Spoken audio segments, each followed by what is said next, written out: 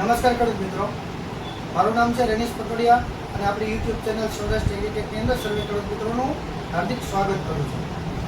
ખેડૂત મિત્રો, આજે આપણી સાથે પીઆઈ ઇન્ડસ્ટ્રીઝ પ્રાઇવેટ લિમિટેડની અંદરથી તુષારભાઈ અકોલિયા, જે ભાવનગર ટેરેટરી ઇન્ચાર્જ છે, તે આપણી દુકાન ઉપર પધાર્યા છે અને એક નાની એવી ખેડૂતની સિમ્પલ મિટિંગનું આપણે આયોજન કરેલું છે. તો એની વિસ્તૃત માહિતી જે છે તુષારભાઈ આપણને આપશે. પહેલા તો મારો પરિચય આપી દઉં. મારું નામ તુષાર આંકોલિયા છે.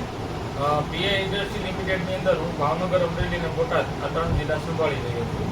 આજે આપણે પીઆઈ ઇન્ડસ્ટ્રી લિમિટેડની નવી પ્રોડક્ટો જેવી કે પ્રેસિડો છે, પછી ઇમ્યુનોગ્રો એક્ટિવ છે, તો આ બધી પ્રોડક્ટની માહિતી આપવા માટે એક માર્ગદર્શન શિબિરનું આયોજન કરેલું છે અબુપોડ, તળાજા તાલુકાના અબુપોડ ગામે.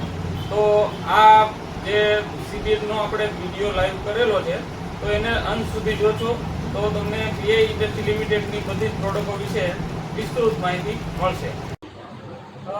સર્વે ખેડૂત મિત્રોનું હું પીઆઈ ઇન્ડસ્ટ્રી લિમિટેડ વતી તુષાર આંકોલિયા હાર્દિક સ્વાગત કરું છું.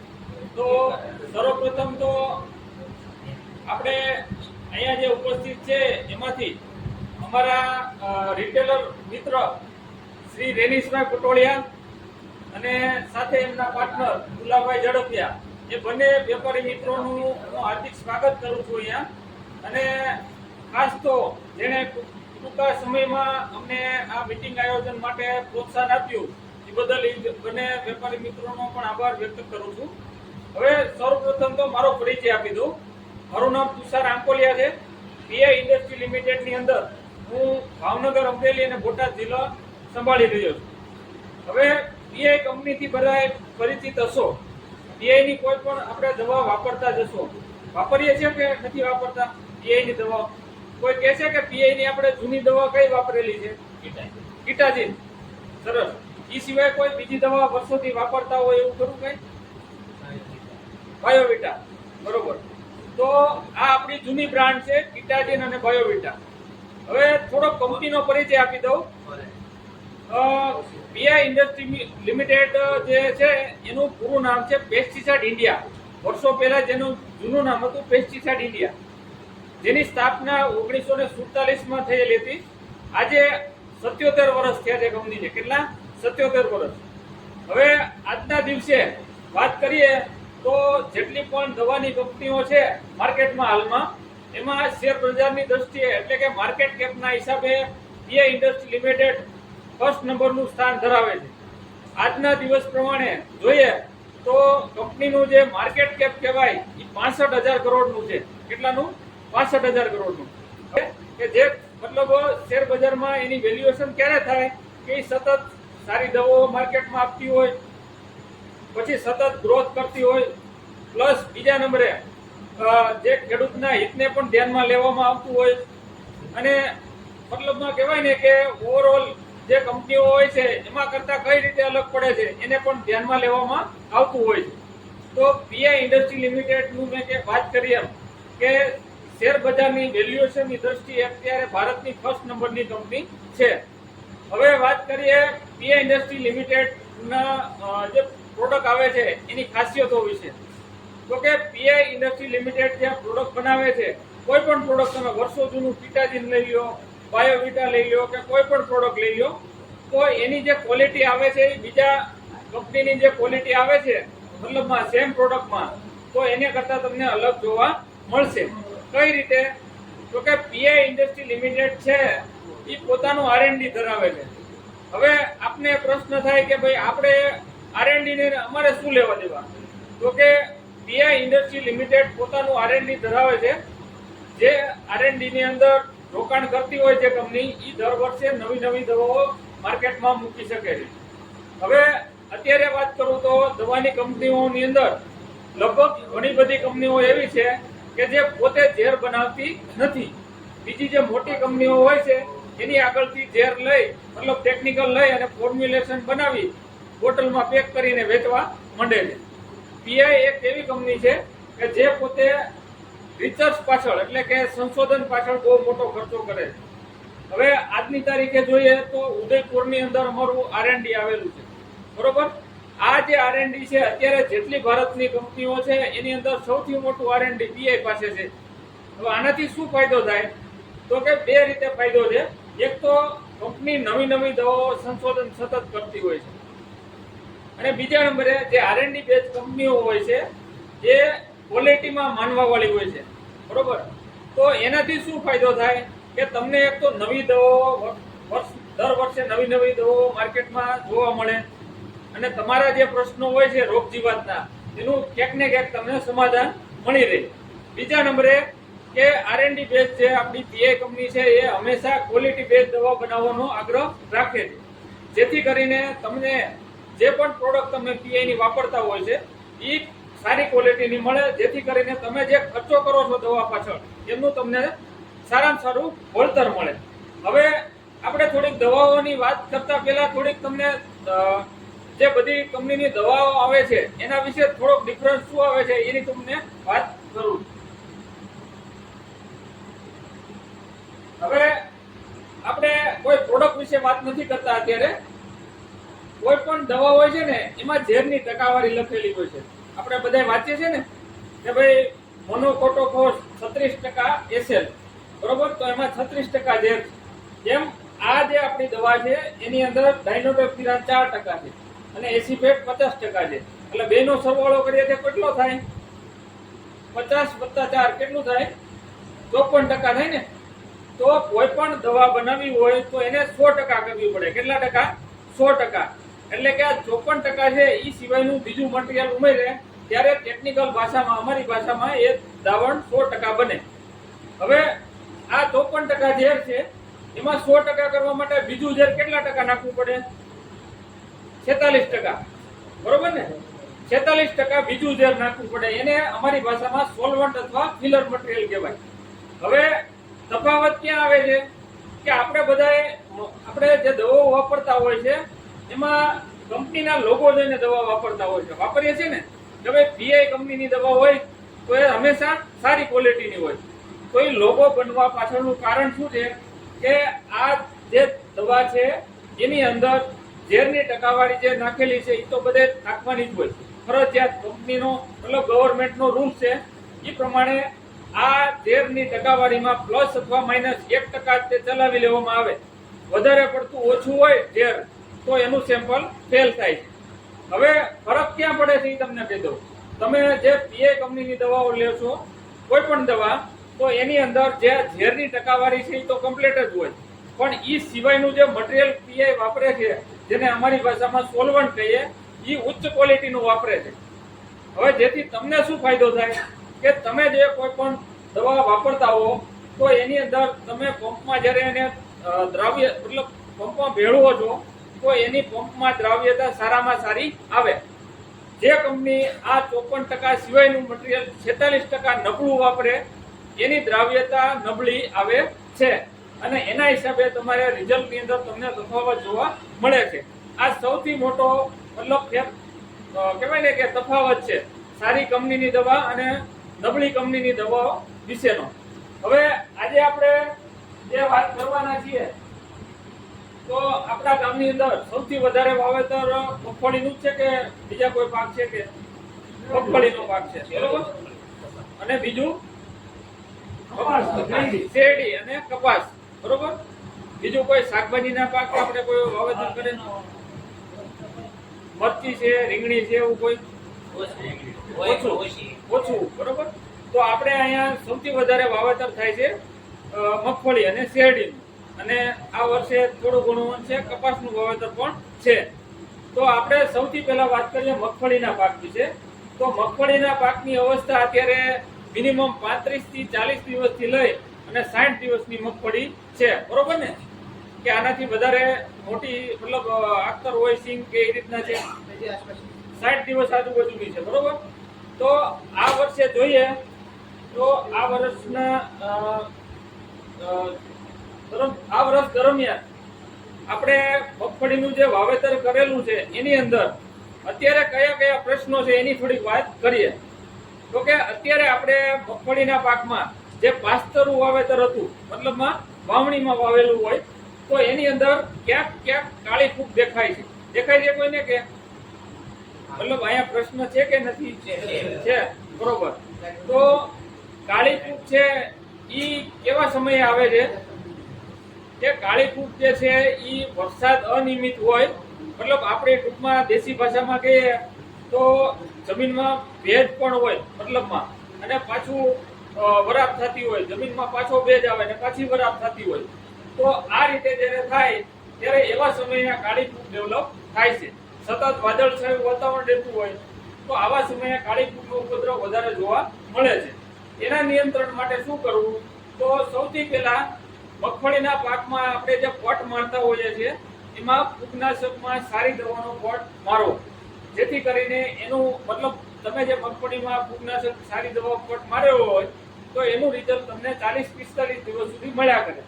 અને આ 40-45 દિવસ જ તે વધારે કાળી ફૂગ લાગવાનો સમયગાળો હોય છે. જો એ દરમિયાન આપણે સારી ફૂગનાશકનો પટ મારેલો હોય તો કાળી ફૂગનો પ્રશ્ન રહેતો નથી. હવે બીજો પ્રશ્ન આવે છે કે ભાઈ અમુક ટાઈપના ફૂગનાશક વાપર્યા હોય છતાં પણ કાળી ફૂગ આવી જાય છે, તો એના માટે તમને અમારી કંપનીની કોઈ દવાની ભલામણ નથી, પણ એ સિવાયની વાત કરું તો કે એની અંદર જે બેક્ટેરિયાઓ આવે છે, બરોબર, તો એ બેક્ટેરિયાનો ઉપયોગ કરીને પણ તમે એનું નિયંત્રણ લઈ શકો. તો એ કયા કયા બેક્ટેરિયા છે?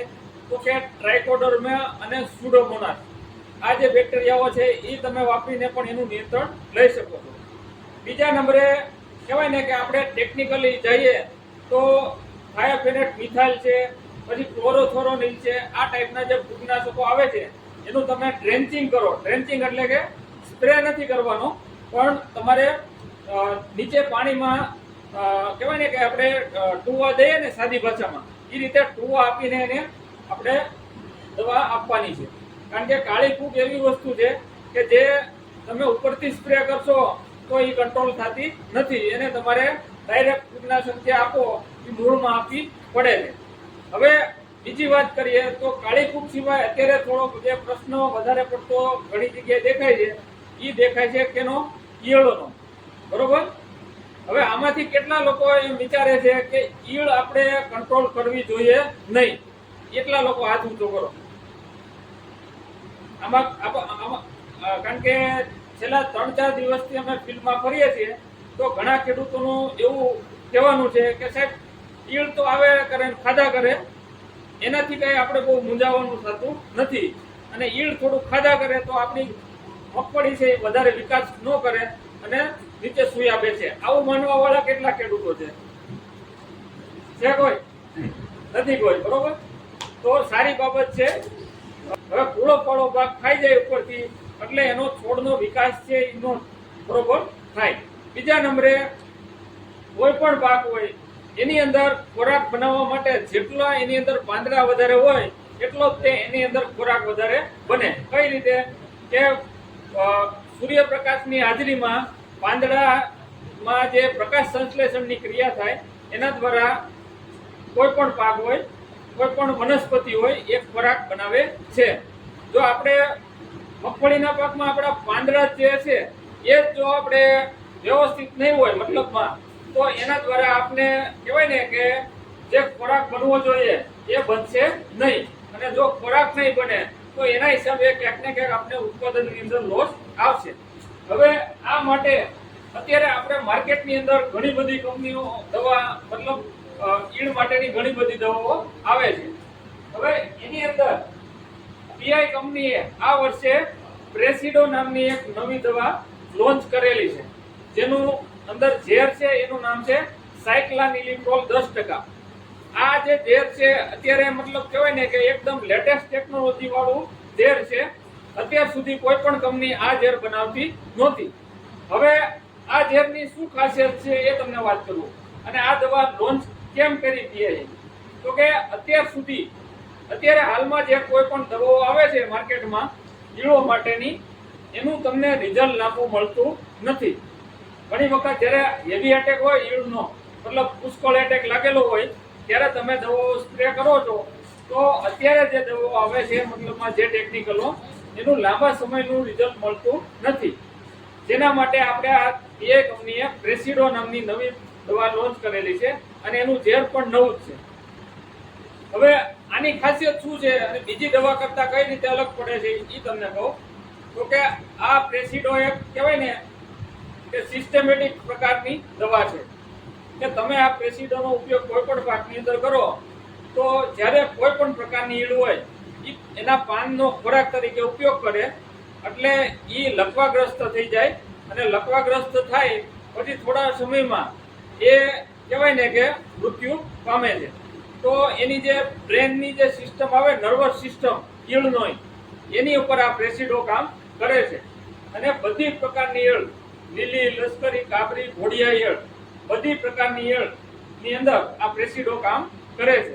હવે આનો સૌથી બીજો મોટો બેનિફિટ કહો કે આ અત્યારે જે આપણે જે પાકની અંદર આના ડેમોન્સ્ટ્રેશન લીધેલા છે એની અંદર એ મગફળીના પાકની વાત કરીએ તો મગફળીના પાકમાં આપણે નેસિયાની અંદર આ બાજુનું જ ગામ છે તમારી ત્યાં સૌથી પહેલો ડેમો કરેલો હતો. એની અંદર 18 થી 20 દિવસનું રિઝલ્ટ જોવા મળેલું છે આ પ્રેસિડો દવાનું. હવે બીજો આનો ફાયદો તમને કહું કે આ જે પ્રેસિડો દવા છે એ તમે સ્પ્રે કરો છો તો એનું ઈયળમાં તો રિઝલ્ટ લાંબુ જ છે, બધી પ્રકારની ઈયળ કંટ્રોલ કરે છે અને પ્લસ લાંબુ રિઝલ્ટ મળે છે. પણ સાથે સાથે તમારે કોઈ પણ પાક હોય તો એની અંદર ગ્રીનિંગ ઇફેક્ટ પણ જોવા મળે છે. બરોબર, આ એનો સૌથી મોટો બેનિફિટ છે. બીજું આપણે અહીંયા મકાઈના વાવેતર છે કોઈને મકાઈના વાવેતર તમારે એક બરોબર.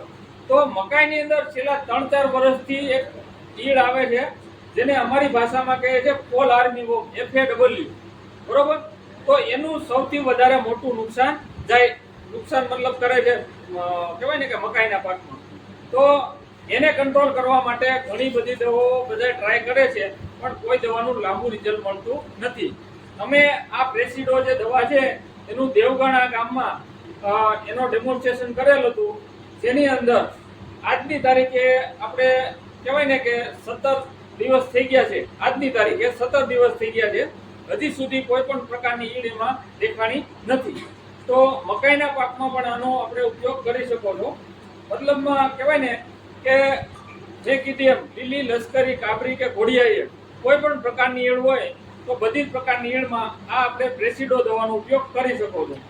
હવે આ દવાનો આપણે ડોઝ શું છે એની વાત કરીએ તો કે આનો ડોઝ 160 ml પર એકરનો છે, એટલે કે પંપે 16 ml. આપણે એકરે કેટલા પંપ નાખવાની ભલામણ છે? 10 પંપ, એટલે કે એક પંપમાં કેટલી નાખવાની? 16 ml. તો આ આપણી જે અત્યારે કહેવાય ને પીઆઈ કંપનીએ હાલમાં જ જે નવી લોન્ચ કરેલી છે એ દવાની વાત હતી, એનું નામ છે પ્રેસિડો. હવે આને આપણે મગફળીમાં વાપરીએ તો એનાથી શું ફાયદો તમને કહું. હવે આની કોસ્ટિંગ પણ તમને કહી દઉં છું કે આનો પંપ તમને 95 રૂપિયા આજુબાજુનો પંપ પડે છે. કેટલાનો? 95 રૂપિયાનો. આજે ઘણીવાર શું થાય છે કે આપણે વાત કરી દઈએ બધી કે ભાઈ દવા સારી છે, આ છે તે છે, પણ છેલ્લે તમે લેવા જાઓ અને તમને એમ લાગે કે ભાઈ આ તો દવા બહુ મોંઘી પડે છે. પણ મોંઘી નથી પડતી, સરવાળે સસ્તી પડે છે. કઈ રીતે? કે આ તમે પ્રેસિડોનો ઉપયોગ કરો તો તમારે લાંબા સમય સુધી રિઝલ્ટ છે.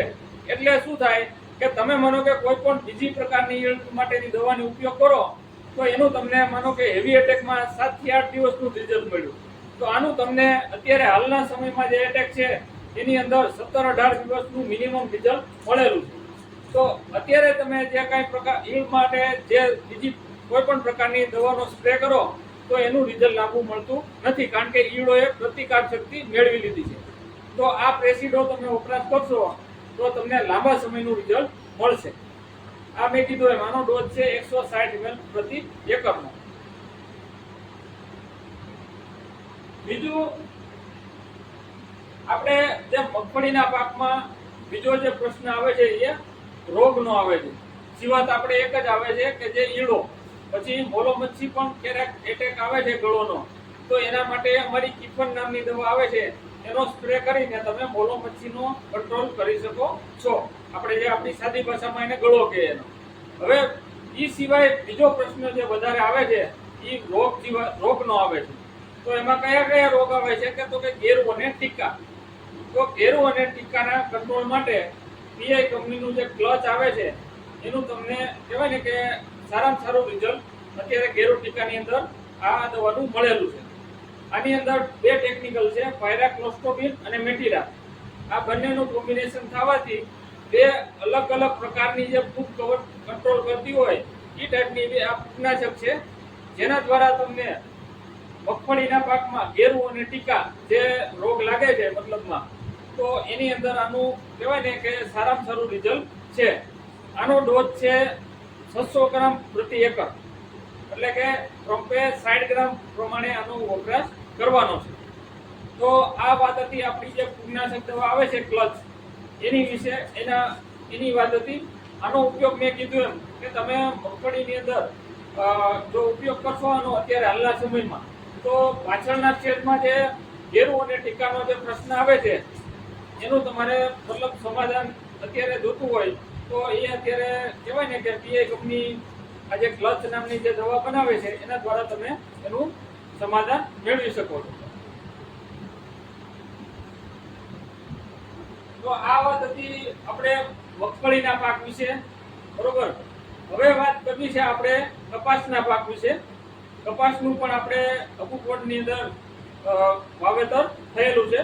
આ વર્ષે ઓછું વાવેતર છે બધી જગ્યાએ, મતલબમાં જ્યાં મગફળીનું વાવેતર થતું હતું અને કપાસ થતો હતો એમાં મગફળીનું વાવેતર વધારે થયું છે, પણ કપાસનું પણ વધારે કહેવાય ને કે જે થાય છે એના કરતાં ઓછું પણ વાવેતર તો છે જ તે. તો એની અંદર આપણે શરૂઆતની અવસ્થામાં બધા એક સ્પ્રે કરી નાખ્યો છે. કપાસમાં એક સ્પ્રે થઈ ગયો કે બાકી છે? બધા એક સ્પ્રે કરી નાખ્યો છે. તો હાલના સમયે આપણે જનરલી બધા કઈ દવાનો સ્પ્રે કરીએ છીએ? મોનોકોટોકોસ, એસિપેટ અને પ્રોફેનોકોસ, આ ટાઈપની દવાઓનો ઉપયોગ કરીએ છીએ પેલા સ્પ્રેની અંદર. તો ઈ સેગમેન્ટની અંદર પીઆઈ કંપનીએ ડાયનોએસ કરીને એક પ્રોડક્ટ લોન્ચ કરેલી છે, જેની અંદર બે ટેકનિકલનું કોમ્બિનેશન છે, ડાયનોટેપિરાન અને સીબેટ. હવે આ તમે જે 2 થી 3 પ્રકારની દવાઓ ભેળવો છો એનો જે કંપની કોસ્ટિંગ આવે છે એના કરતા નીચા કોસ્ટિંગમાં આ ડાયનોએસ દવાનો કંપની કોસ્ટિંગ આવે છે. તો તમારે કોઈ પણ જાતની 2-3 પ્રકારની દવાઓ ભેળવવાની જરૂર રહેતી નથી. આ એકલું ડાયનોએસ છે જે તમારે શરૂઆતની અવસ્થામાં જે લીલા ચૂસિયા છે, થ્રિપ્સ છે કે સફેદ માખી હશે, એનું મતલબ શરૂઆતની અવસ્થામાં જે કાંઈ એટેક હશે ત્રણેય જીવાતનું આ ડાયનોએસ જે દવા છે એ નિયંત્રણ કરશે. આનું અત્યારે હાલ મતલબ તમારે આ સ્ટેજે વાપરવો હોય તો 200 થી 250 ગ્રામ પ્રતિ એકરનો ડોઝ છે, એટલે કે પંપે 20 થી 25 ગ્રામનો ડોઝ છે. હાલમાં કહેવાય ને કે આપણે જે કપાસ કહેવાય ને 35-40 દિવસના છે, તો એની અંદર તમારે આનો વપરાશ કરવો હોય તો 20 ગ્રામ પ્રતિ પંપનો પણ વપરાશ કરી અને તમે જે શરૂઆતની અવસ્થામાં જે ચૂસ્યા જીવાતો લાગે છે એ બધી જીવાતોનું નિયંત્રણ કરી શકો છો. બીજા નંબરે આનો સૌથી મોટો ફાયદો કે ચૂસ્યા તો કંટ્રોલ કરે જ છે, સાથે સાથે જે તમે સ્પ્રે કરો તો એની અંદર તમને કહેવાય ને કે ગોળ ગ્રીનિંગ ઇફેક્ટમાં પણ ફાયદો કરાવે છે. મેં કીધું એમ કે પીઆઈની કોઈ પણ પ્રોડક્ટ હશે તમે એને વપરાશ કરશો તો તમારા પાકનો જે મતલબ કહેવાય ને કે આપણે સાદી ભાષામાં કહીએ ને કે ભાઈ આ ઘેરો અલગ પડે છે. આપણે જ્યારે સ્પ્રે કર્યો હોય એની પહેલામાં આ પાછળમાં એમાં ઘણો બધો તફાવત જોવા મળશે. તો આ ખાસિયત છે પીઆઈની કોઈ પણ પ્રોડક્ટની. તેમાં જે ટેકનિકલ તો સારું વ્યવસ્થિત જ નાખેલું હોય છે, પણ એ સાથે એનું જે ફિલર મટીરિયલ વાપરેલું હોય સારી ક્વોલિટીનું, એના હિસાબે તમને ગ્રીનિંગ ઇફેક્ટ પણ જોવા મળશે. હવે બીજો આપણે સૌથી મોટો પ્રશ્ન આવે છે કપાસના પાકમાં લીલા ચૂસિયાનો, બરોબર. તો જ્યારે સતત ભેજવાળું વાતાવરણ રહેતું હોય, બરોબર, તો એવા સમયે આપણે કપાસના પાકમાં લીલા ચૂસિયાનો એટેક જોવા મળે છે. હવે લીલા ચૂસિયાની અંદર અત્યારે માર્કેટમાં ઘણા બધા ઝેર ઉપલબ્ધ છે, પણ તમને લાંબા ગાળાનું રિઝલ્ટ જોતું હોય તો એના માટે પીઆઈએ આ વર્ષે લોન્ચ કરેલી છે નવી પ્રોડક્ટ, જેનું નામ છે ઓસિન અલ્ટ્રા. અત્યારે આ એક જ આપણી પીઆઈ કંપની છે જે આ દવા બનાવે છે, જેનું નામ છે ઓસિન અલ્ટ્રા. જેની અંદર ટેકનિકલની વાત કરું તો કે આની અંદર ડાયનોટેપિરાન 70% છે અને આનું ફોર્મ્યુલેશન છે એ WG છે, વેટેબલ ગ્રેન્યુલ. હવે અત્યારે જે કોઈ પણ દવાઓ આવે છે માર્કેટની અંદર લીલા ચૂસિયા માટેની, આ દવાનું અમારે ગયા વર્ષે ડેમોન્સ્ટ્રેશન થયેલું હતું. કઈ રીતના કે જેટલી પણ લીલા ચૂસિયા માટેની દવાઓ આવે છે, મતલબમાં એની ઝેરની વાત કરું તો ઇમિડાક્લોપિડ છે, થાયોમેથોક્સામ છે, ફ્લુનિકામેડ છે, આ બધી જે ઝેર બધા જે ઝેર આવે છે લીલા ચૂસિયા માટેના, એ ઝેરનું અમે કમ્પેરિઝનમાં ડેમો કરેલા હતા. કઈ રીતના કે ભાઈ એક પંપનું ડેમોન્સ્ટ્રેશન કરેલું હોય તો ઇમિડાક્લોપિડનું મારેલું હોય, બાજુમાં અમારે ઓસિનલ્ટાનું ડેમોન્સ્ટ્રેશન કરેલું હોય. બીજા પ્લોટમાં એક ડેમોન્સ્ટ્રેશન થાયોમેથોક્સામનું કરેલું હોય અને એની બાજુમાં ઓસિનલ્ટાનું મારેલું હોય. ત્રીજા પ્લોટમાં ફ્લુનિકામિડ મારેલું હોય તો એની બાજુમાં આનું આપણે ઓસિનલ્ટાનું ડેમોન્સ્ટ્રેશન કરેલું હોય. તો કમ્પેરિઝનમાં એવું આપણે છેલ્લે મતલબ રિઝલ્ટ મળેલું છે કે હાલમાં જેટલા પણ લીલા ચૂસિયા માટેના ટેકનિકલ આવે છે એમાં અમને આજે ઓસિનલ્ટ્રા જે આપણે નવી પ્રોડક્ટ લોન્ચ કરેલી છે આ વર્ષે, એનું સૌથી વધારે લાંબુ રિઝલ્ટ જોવા મળેલું. આનો ડોઝ તમને કહી દઉં, આનો ડોઝ છે 35 ગ્રામ પ્રતિ એકર. એટલે પંપમાં કેટલું નાખવાનું છે? ખાલી 3.5 ગ્રામ. એટલે અત્યારે જે કઈ મતલબ કહેવાય ને જે આપણે દવાઓ આવે છે એમાં જે ડોઝ વાઇઝ જો તો સૌથી નાનો ડોઝ છે કેટલો? ખાલી 3.5 ગ્રામ નાખવાનું છે પંપે. અને બીજા નંબરે તમને કહું તો કે લીલા ચૂસિયાની અંદર આનું સૌથી વધારે લાંબુ રિઝલ્ટ જોવા મળેલું છે.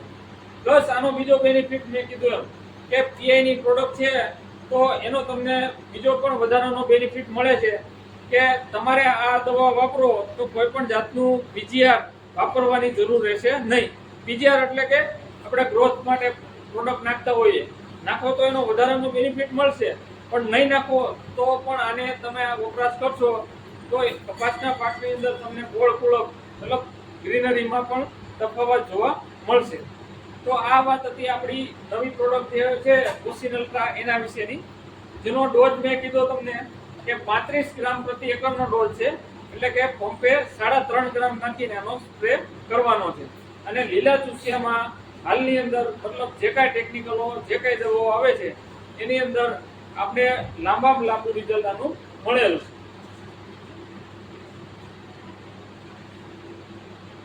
બીજું આપણે કહેવાય ને કે શાકભાજીના પાકનું કોઈ પણ વાવેતર કરતા હોય મતલબમાં, તો એના માટે આપણી એક રિવોલ્યુશનરી પ્રોડક્ટ 2 વર્ષથી આવે છે માર્કેટમાં, જેનું નામ છે પ્રોક્રિયા. આનું ટેકનિકલ છે પ્રોપ્રાનિલિટ. બરોબર, નવું ટેકનિકલ છે. હવે આ દવા રહી શું કામ કરે તો કે કોઈ પણ શાકભાજીના પાકમાં થ્રિપ્સ લાગતી હોય, ઈયળો લાગતી હોય કે શરૂઆતની અવસ્થામાં ચૂસિયા લાગતા હોય મતલબમાં, તો આ ત્રણેય વસ્તુનું આ દવા કંટ્રોલ કરે છે. અને ગયા વર્ષે આ દવા કોબી અને ફ્લાવર જે લોકો પકવતા હતા એને કોઈ પણ દવામાં ઈયળમાં રિઝલ્ટ મળતા નહોતા. કોબી ફ્લાવર આપણે અહીંયા ગામમાં વાવેતર નહીં હોય, પણ જે લોકો કોબી ફ્લાવરનું વાવેતર કરે છે એ લોકોને ગયા વર્ષે ઉનાળાની અંદર કોઈ પણ દવાના રિઝલ્ટ વ્યવસ્થિત મળતા નહોતા. તો એની અંદર આનું આપણે સારામાં સારું રિઝલ્ટ મળેલું છે, જેનું નામ છે પ્રોક્રિયા. હવે આ દવાની ખાસિયતની વાત કરું તો કે આનો તમે કોબી ફ્લાવર હોય તો એની અંદર ઈળ માટે ઉપયોગ કરી શકો છો. બીજા નંબરે તમારે મરચીનો પાક હોય તો થ્રિપ્સમાં પણ આનો ઉપયોગ કરી શકો છો. થ્રિપ્સમાં આનું સૌથી લાંબામાં લાંબુ રિઝલ્ટ છે. અને સૌથી મોટો ફાયદો તમને કહું કે મરચીના પાકમાં આપણે જે ઉકળાઈ જાય છે, કોકડ આવી જાય છે થ્રિપ્સના હિસાબે, બરોબર, તો પ્રોક્રિયાનો વપરાશ કરેલો હોય તમારે મરચીની અંદર અને એ 10મા દિવસે જો તમે એને મરચી ધોવા જાઓ તો એ મરચી તમને અલગ જોવા મળશે. એનું જે નવું કુળક વાળું પાન નીકળે એ એકદમ ચોખ્ખું નીકળશે. મતલબમાં મરચીમાં જે કુકડ આવે છે આપણે સાદી ભાષામાં કહીએ તો થ્રિપ્સના હિસાબે, તો એની અંદર આનું એક્સ્ટ્રા ઓર્ડિનરી રિઝલ્ટ જોવા મળેલું છે. આના ડોઝની વાત કરું તો આનો ડોઝ છે 50 ml પ્રતિ એકરનો, એટલે કે 5 ml પ્રતિ પંપ. આનો વપરાશ કેટલો કરવાનો છે? પંપમાં ખાલી 5 ml જ વપરાશ કરવાનો છે. તો આ વાત હતી આપણી પ્રક્રિયાની. જે શાકભાજીના પાકનું વાવેતર કરતા હોય એ લોકો ઈડ માટે પણ આનો વપરાશ કરી શકે છે અને થ્રિપ્સ માટે પણ આનો વપરાશ કરી શકે છે. આ મેં શાકભાજી માટે ખાસ એટલે વાત કરી કે ભાઈ ઈડ માટે આપણી પ્રોડક્ટ નવી તો લોન્ચ કરેલી જ છે. કઈ? તો કે આ પ્રેસિડો. હવે એમાં તફાવત શું છે તો કે આ દવાનું કોસ્ટિંગ ઊંચું છે, મોંઘું છે. આ દવાનો પંપ તમને કેટલાનો પડશે? 200 થી 210 રૂપિયાનો. કેટલાનો? 200 થી 210 રૂપિયાનો આનો પંપ પડે છે. પણ એની સામે રિઝલ્ટ પણ એમ એક્સ્ટ્રા ઓર્ડિનરી છે. એટલે કે આપણે જે જનરલ પાક વાવતા હોય એની અંદર આનો વપરાશ કરીએ તો આપણે ખર્ચો વધારે આવે, બરોબર.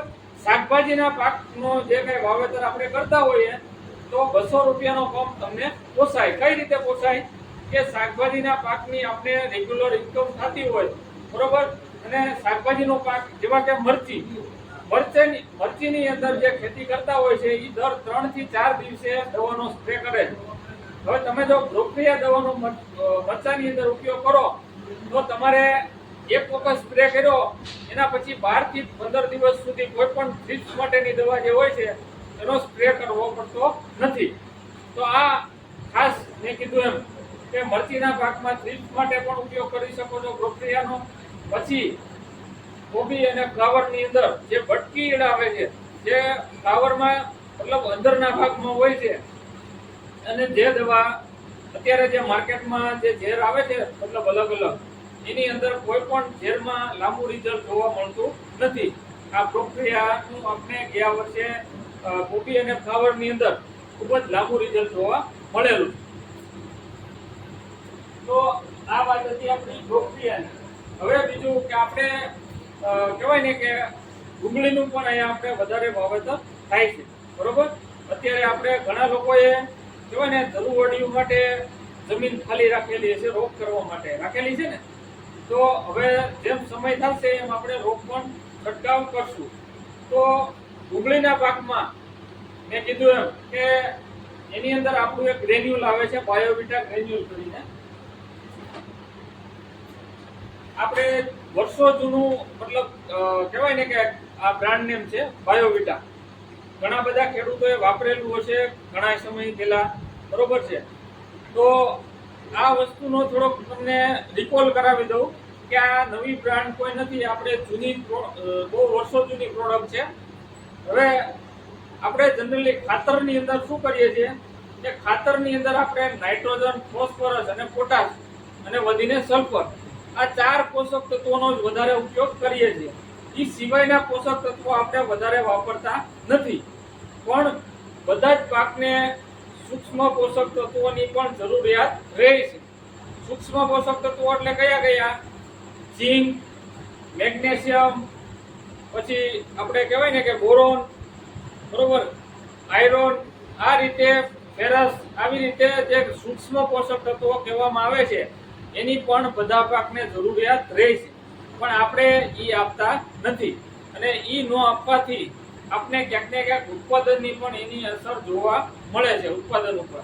તો આપણે જો આ બાયોવિટા ગ્રેન્યુલ ડુંગળીના પાકમાં પાયામાં અથવા કહેવાય ને કે ડુંગળીનો પાક આપણે ફેર રોપણી કરી દીધી રોપની, એના 20 દિવસ પછી તમે આનો વપરાશ કરશો તો તમને શું ફાયદો થશે કે આની અંદર પાછળ જો તો બધા જ પ્રકારના જે આમાં સૂક્ષ્મ પોષક તત્વો આવેલા છે એની ડિટેલમાં માહિતી આપેલી છે.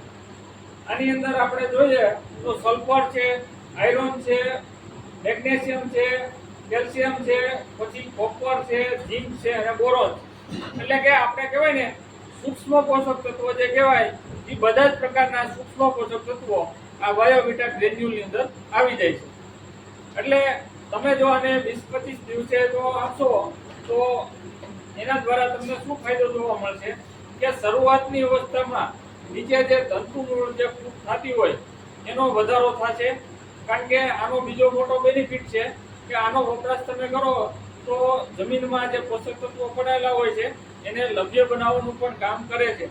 આની અંદર જે કન્ટેન્ટ વાપરવામાં આવેલું છે, અને એ સિવાય આમાં જે સૂક્ષ્મ પોષક તત્વો રહેલા છે એ છોડમાં જે એની જરૂરિયાત હોય સૂક્ષ્મ પોષક તત્વોની, એ બાયોવિટા ગ્રેન્યુલ પૂરું કરશે. હવે આનો ડોઝ છે એકરે 4 કિલોનો, એટલે કે વીઘે 2 કિલો પ્રમાણે આનો વપરાશની ભલામણ છે. તો આનો પણ ખાસ આપણે ડુંગળીના પાકમાં વપરાશ કરજો.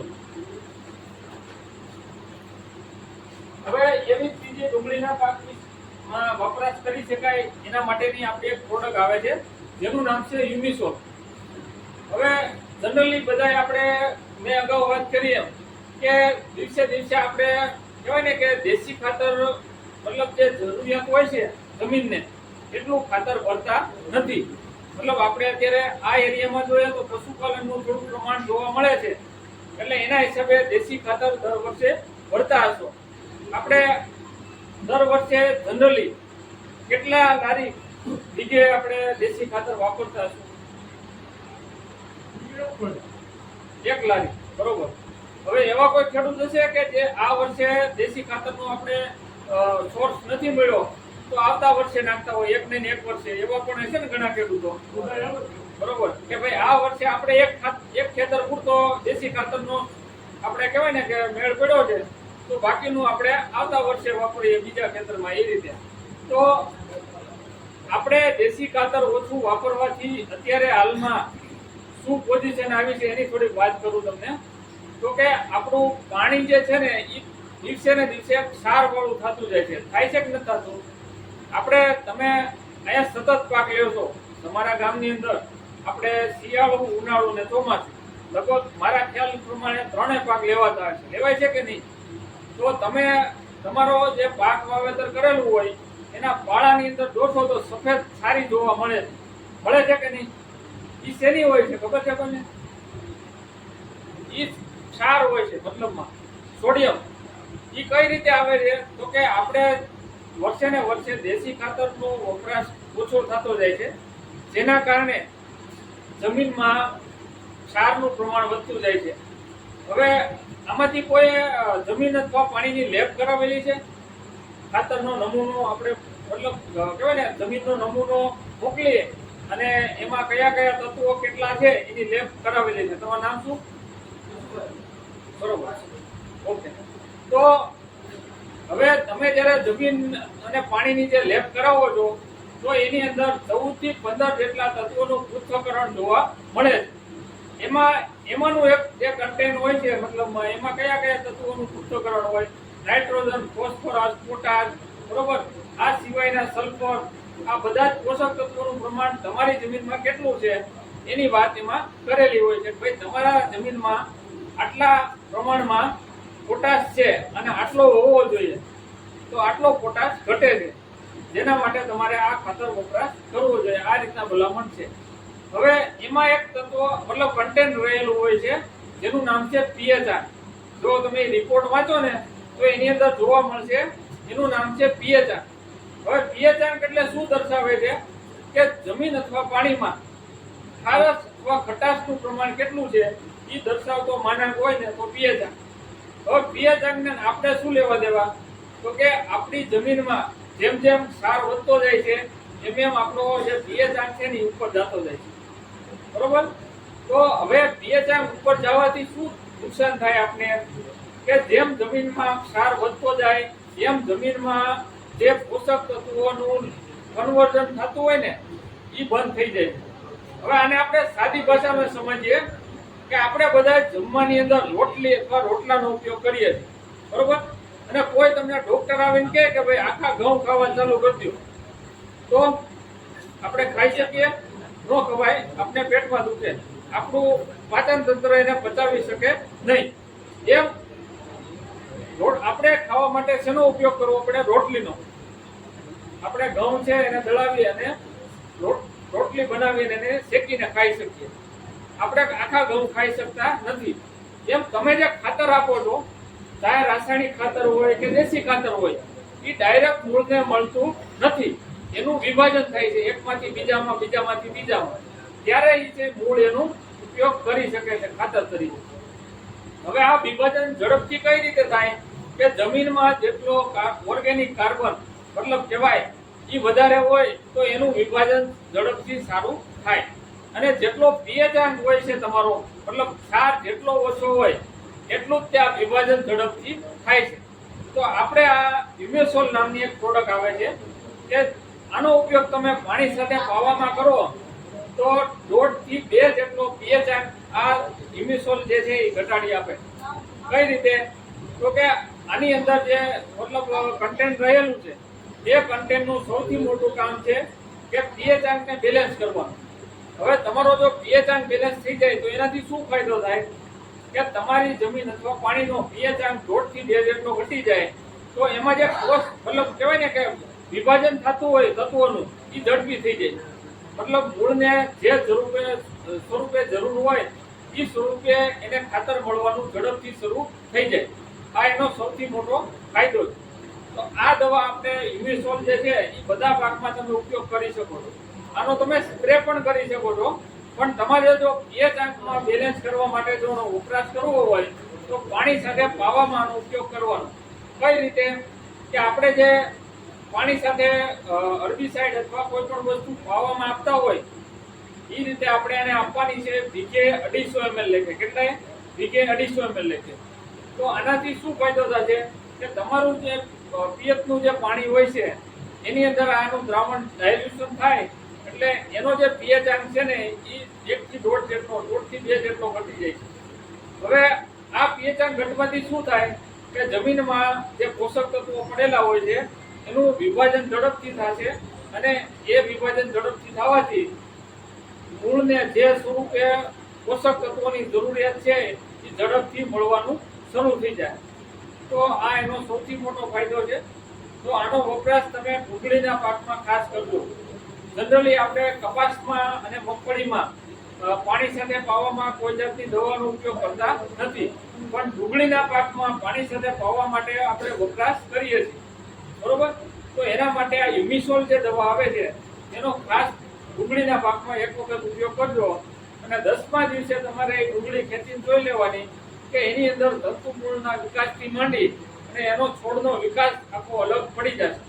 તમારે એક હાર મતલબ કોઈ પણ બાકી રાખો, એક કેરાની અંદર તમે આ આપણી જે યુમિસોલ આવે છે એનો પાવાનો ઉપયોગ ન કરતા તો તમને કમ્પેરેટિવલી ખબર પડશે કે આ દવાનું રિઝલ્ટ કેવું છે. તો આ આપણે જે યુમિસોલ દવા આવે છે એનો ખાસ pH સાથે મતલબ પાણી સાથે પાવામાં આનો ખાસ ઉપયોગ કરજો. તો જેથી કરીને તમારે ડુંગળીના પાકમાં જે તંતુમૂળનો જે વિકાસ થાય છે એ ખૂબ જ સારામાં સારો થશે અને જમીનમાં જે પોષક તત્વો પડેલા હોય છે એને ઝડપથી લભ્ય થશે. આનો ડોઝ મેં કીધું એમ તમારે સ્પ્રે માટે આપવું હોય તો 50 ml મતલબ 40 થી 50 ml પર પંપ એટલે કે 400 થી 500 ml પર એકરનો ડોઝ છે. અને જો તમારે પાણી સાથે પાવામાં આપવું હોય તો વીઘે 250 ml પ્રતિ વીઘા પ્રમાણે આનું પ્રમાણ છે.